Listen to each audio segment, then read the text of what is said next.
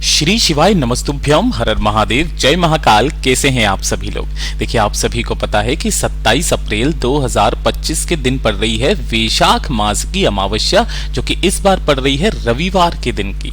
और आज के दिन आप सभी लोगों को अपने घर पर ये एक चावल के दाने का उपाय, जिसे पितृसुधा उपाय कहा जाता है, इसे करना बिल्कुल भी नहीं भूलना है। गुरुदेव ने कहा कि जिस घर में माताएं बहनें अमावस्या दिन इस उपाय को कर लेती है ना, उस परिवार के सारे संकट, सारे कष्ट क्षण भर में दूर हो जाते हैं। ये मेरे भोले बाबा ओगड़दानी की पहचान है। पूज्य गुरु जी की कथा से सुन करके और समझ करके पूरे उपाय को बहुत ही आसान भाषा में आप सभी को समझाने का पूरा प्रयास करूंगा।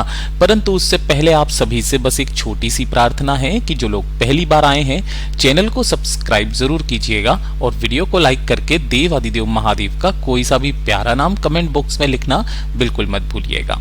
इस पूरे वीडियो में हम 3 महा उपायों के बारे में बात करेंगे, जो कि आपको इस अमावस्या के दिन करने ही करने हैं। तो ध्यान से सुनना है और समझने की कोशिश करना है। सबसे पहले बात करते हैं हमारे पहले वाले उपाय। देखिए, पहला वाला जो उपाय पूज्य, अगर आपके जीवन के दुख, आपके जीवन के कष्ट खत्म ही नहीं हो रहे हैं, एक के बाद एक परेशानी आपके जीवन में बनती चली जा रही है, घर में समस्या पे समस्याएं आती चली जा रही है, घर में धन नहीं आ रहा, वैभव नहीं बढ़ रहा है, परिवार की उन्नति में कमी है, किसी पंडित ने आपसे यह बोल दिया कि आपके घर में पितृदोष है। अब आपको नहीं पता कि आपके घर में पितृदोष है या नहीं है। इन सभी के कारण भी आपके घरों में कभी भी खुशहाली नहीं आती है, अगर आपके घर में पितृदोष है तो। अगर किसी पंडित ने बोल दिया आपके घर में कोई दोष है, कोई पितृदोष है, तो बिना किसी से पूछे, बिना कोई कार्य किए, केवल एक छोटा सा उपाय कर लीजिएगा, जो कि इस अमावस्या के दिन आप सभी लोगों को करना है। करना क्या है, आपको अपने ही घर पर आराम से मिल जाएगा। मात्र एक चावल का दाना लेना है ना, केवल एक चावल का दाना, जो कैसा होना चाहिए, अक्षत होना चाहिए, पूर्ण, कहीं से भी टूटा हुआ ना हो, इस चीज का ध्यान रखना। अब इस एक चावल के दाने को किसी भी समय पर, कोई समय फिक्स नहीं है, अपने दाहिने हाथ की हथेली पर रख लेना चावल के दाने को।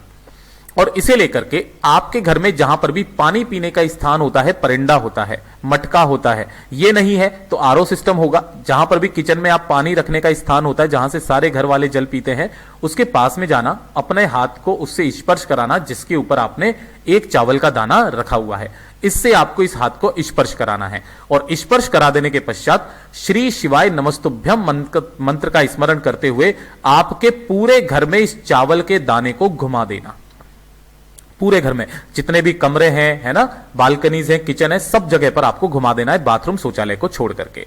पूरे घर में घुमाने के पश्चात इस चावल के दाने के साथ में आपको लेना होगा 1 लोटा शुद्ध जल अपने घर का तांबे के कलश में, और एक बनाना होगा आपको दीपक। अब ध्यान रखना, यहां पर जो दीपक बनेगा वो गोल बाती का बनेगा। काफी सारे लोगों ने सवाल पूछा था, पिछले साल भी पूछा था कि भैया पितरों के नाम से तो लंबी बाती का दीपक लगता है, तो ये वाला जो दीपक है ये आपको महादेव के नाम का लगाना है, पितरों के नाम का नहीं। गोल बाती का दीपक, और इसके अंदर आप भरोगे घी, है ना, गोल बाती मतलब फूल बाती का दीपक। इन सभी को लेकर के आपको भोलेनाथ के मंदिर में पहुंचना है, शिवलिंग के पास। दीपक को जलाकर मत लेकर के जाना, अभी बताऊंगा कब जलाना है, जब गुरुदेव ने कहा। जैसे ही आप शिवालय में पहुंचोगे, शिवलिंग के पास में, शिवलिंग के पीछे की तरफ खड़े होना, जिससे आपका मुख उत्तर दिशा की तरफ में हो जाएगा। ठीक है, इधर की तरफ में खड़े होकर के सबसे पहले आपको करना क्या है कि जो 1 लोटा शुद्ध जल लिया है, उस 1 लोटा शुद्ध जल को श्री शिवाय नमस्तुभ्यम मंत्र का स्मरण करते हुए पहले शिवलिंग पर समर्पित करना। और शिवलिंग पर समर्पित कर देने के पश्चात जो आपने एक चावल का दाना लिया है ना, उस एक चावल के दाने को आपको महादेव की शिवलिंग के ठीक ऊपर अपना नाम, गोत्र और घर की सुख शांति समृद्धि की कामना करके उस एक चावल के दाने को यहां पर आपको रखना है 5 बार सुधा शब्द का स्मरण करते हुए। किसका? 5 बार सुधा शब्द का स्मरण करते हुए। कैसे करोगे? सुधा सुधा सुधा सुधा सुधा। और फिर उसके बाद में अपनी कामना बोलना। पूज्य गुरुजी ने कहा बड़े से बड़े दोष खत्म होते हैं। अब काफी सारे लोगों को यह भी कंफ्यूजन है, भैया सुधा वाला जो उपाय है ये तो एकादशी के दिन किया जाता है, तो जब एकादशी के दिन किया जाता है तब 3 बार सुधा बोलने का प्रमाण माना जाता है। इस चीज का ध्यान रखना। स्वधा है कौन? स्वधा मैया पार्वती जी की नानी का नाम है, जो पितृलोक में निवास करती है। और ये जो अमावस्या होती है आपके पितरों के लिए ही होती है। आपके पितृ तृप्त होते हैं, खुले हाथों से आपको आशीर्वाद लौटाते हैं, आपके जीवन के बड़े से बड़े कष्टों को दूर करते हैं। इतनी सी कामना करके, और ये तो महादेव को वरदान प्राप्त है कि जो भी व्यक्ति शिवलिंग पर या शिव का अनुमोदन करेगा उसे कभी भी पितृदोष नहीं लगेगा।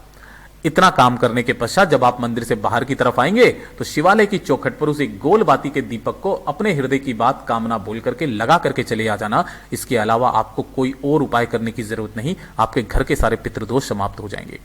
पूज्य गुरु जी का बहुत अद्भुत और अचूक उपाय है, जरूर कीजिएगा। और ये दूसरे नंबर का उपाय मेरे उन सभी भाई बहनों के लिए जिनका दुर्भाग्य पीछा नहीं छोड़ रहा भाई, है ना, किस्मत साथ नहीं दे रही है, जिस कार्य में हाथ डाल रहे हो सफलता नाम की कोई चीज मिल ही नहीं रही है ना। सब कुछ करके देखा, जीवन में उन्नति नहीं मिल रही है, तरक्की नहीं हो रही है, धन नहीं कमा पा रहे हो, घर वाले ताने मारते हैं, है ना, बहुत ज्यादा कष्ट में जीवन बीत रहा है, शरीर में असहनीय दर्द, रोग, कष्ट, पीड़ाएं रहती है, तो अपने जीवन को सुधारने का सबसे अचूक उपाय करना बिल्कुल मत भूलिएगा। अमावस्या के दिन क्या करना है, आपको किसी भी एक पीपल के पेड़ के पास में जाना है। यहां पर पहुंच करके पीपल के पेड़ पर ये जो तना होता है, इसके ऊपर ये जो छाल लगी हुई रहती है, इस छाल को आपको निकाल करके लाना है। थोड़ी सी छाल को खरोच करके निकाल करके ले आना। घर पे ला करके इस छाल को आपको पीसना है ना, छोटे छोटे टुकड़ों में, और मिक्सर ग्राइंडर में पीस लेना, और पीस करके इसका पाउडर बना लेना इस तरीके से। चंदन, है ना, इसका क्या बना लेना है, चंदन, पीपल की छाल का चंदन इस तरीके से बना लेना है। ये चंदन लेना और 1 लोटा शुद्ध जल लेना अपने घर का तांबे के कलश में। केवल ये दो चीजें, और इसे लेकर के आपको भोलेनाथ के मंदिर पहुंचना है अमावस्या के दिन शिवलिंग के पास में। जैसे ही आप यहां पर पहुंचोगे, शिवलिंग के पीछे की तरफ खड़े होना, जिससे आपका मुख उत्तर दिशा की तरफ में हो जाए।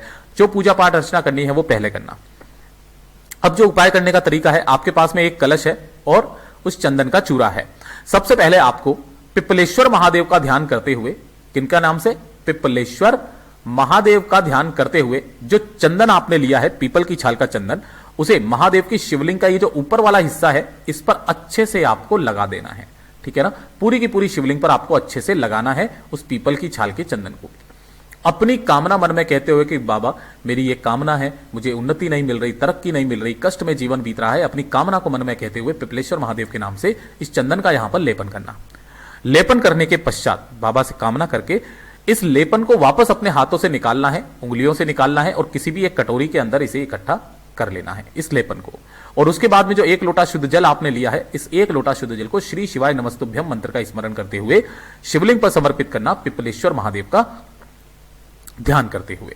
समर्पित कर देने के पश्चात बाबा से कामना करना, विनती करना, और ये जो चंदन आपने निकाला है, इस चंदन को लेकर के अपने घर पर आना। घर पर आने के पश्चात इसी चंदन के अंदर थोड़ा सा लाल या पीला चंदन मिला करके जब भी आप घर से बाहर निकले तो मात्र 1 बिंदी अपने मस्तक पर और 1 बिंदी अपने कंठ पर लगा करके निकल जाना। जिस कार्य में भी जाओगे सफल होकर के ही लौटोगे। पूज्य गुरु जी का बहुत अद्भुत और अचूक उपाय है, जरूर कीजिएगा। यहां तक कहा गया कि जिस स्थान पर जाओगे आपका मान सम्मान होना तय है। पूज्य गुरु जी का बहुत अद्भुत और अचूक उपाय है, जरूर कीजिएगा। और ये तीसरे नंबर का उपाय तो आपको करना ही करना है आज के दिन। सबसे अचूक उपाय है जो कि इस अमावस्या के दिन किया जाता है। किन लोगों को करना है उस चीज का ध्यान से सुनिए। उन व्यक्तियों को करना है जिनके घर में धन को लेकर के समस्याएं हैं, पैसा नहीं आ रहा है ना, व्यापार नहीं चल रहा है, तरक्की नहीं हो रही है, नौकरी नहीं लग रही है ना, घर में कर्ज बढ़ने की नौबत आ चुकी है, अनावश्यक खर्चे आपके परिवार में इतने ज्यादा है कि पैसा बिल्कुल भी बचता ही नहीं है, बहुत ज्यादा कष्ट में जीवन बीत रहा है। तो एक लंबी बाती का दीपक तैयार करना। यह काम करोगे शाम के समय पर, है ना, या फिर सुबह के समय पर, रात्रि को नहीं करना है। एक लंबी बाती का दीपक तैयार करना, चाहे आटे का हो चाहे मिट्टी का। रुई की लंबी बाती लगा करके इसके अंदर आपको भरना होगा घी। ध्यान रखना यहां पर जो घी भरो कोशिश करना गाय माता का घी मिल जाए। एक दीपक तैयार करना है, 1 लोटा शुद्ध जल लेना अपने घर का तांबे के कलश में, और साथ ही साथ आपको लेना होगा एक सिक्का, चाहे 1 रुपए का ले लो, 2 का ले लो, 5 का ले लो, 10 का ले लो, जो सिक्का मिल जाए वो सिक्का ले लेना। इसे लेकर के आपके घर में जहां पर भी तुलसी जी का गमला है, उस तुलसी जी के गमले के पास में जाकर के सबसे पहले आपको उस एक दीपक को प्रज्वलित करना है, जलाना है, जिसकी बत्ती का जो मुख रखोगे इस बार इस अमावस्या के दिन, वो रखोगे दक्षिण दिशा की तरफ। अपने पितरों के नाम का दीपक तुलसी जी के पास में आपको लगा देना है, घर की सुख शांति समृद्धि की कामना करते हुए। उसके बाद में जो आपने एक सिक्का लिया है, इस सिक्के को इसी वाले जल के कलश में आपको डाल देना है, और डाल करके दोनों हाथों में इस कलश को पकड़ना, दोनों हाथों में इस कलश को पकड़ना, अपना नाम बोलना, अपना गोत्र बोलना, और अपने पितरों से आग्रह करना, विनती करना कि आपके घर में सुख शांति समृद्धि आए, वैभव आए, धन की कभी भी कमी ना हो, पैसा या कर्ज जितनी भी समस्याएं हैं वो सारी खत्म हो, और अपनी कामना कह करके इस संपूर्ण जल को सिक्के के साथ ही तुलसी जी की जड़ों में समर्पित करना। काफी सारे लोग पूछते हैं भैया फिर उस सिक्के का क्या करना है, तो आपको सिक्का वापस उठाना नहीं है, उसी में डाल देना है, ठोक दे करके वापस चले आ जाना। इससे आपको पितरों को इतनी शांति मिलती है, पितृ तृप्त हो जाते हैं, दोनों खुले हाथों से आशीर्वाद लुटाते हैं, आपके घर में धन के खजाने खुलते हैं, उन्नति होती है। पूज्य गुरु जी के सभी उपाय बहुत ही ज्यादा खास और अद्भुत है, जरूर कीजिएगा। वीडियो पसंद आए तो लाइक जरूर करना, चैनल को सब्सक्राइब जरूर कीजिएगा।